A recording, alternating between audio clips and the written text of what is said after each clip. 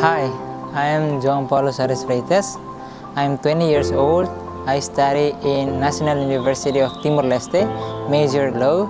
I'm a team member of UNICEF East Asia Pacific Young People Action Team. Climate change has significantly impacted young people and children globally, including those in Timor-Leste.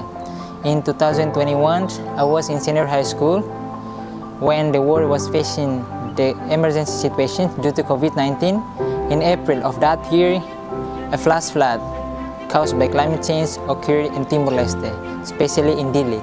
The flood damaged our school buildings and many houses were being damaged by the flood. Last week, it's an honor for me to attend the local conference of youth on climate change in Sydney, Australia.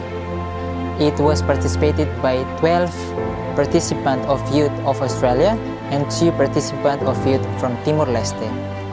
The conference was really inspiring because the opinion of young people and children will be included in national statement and will present to the government. At the conference, I learned that the voices of children and young people need to be heard, and the simple actions that have been taken by children is crucial.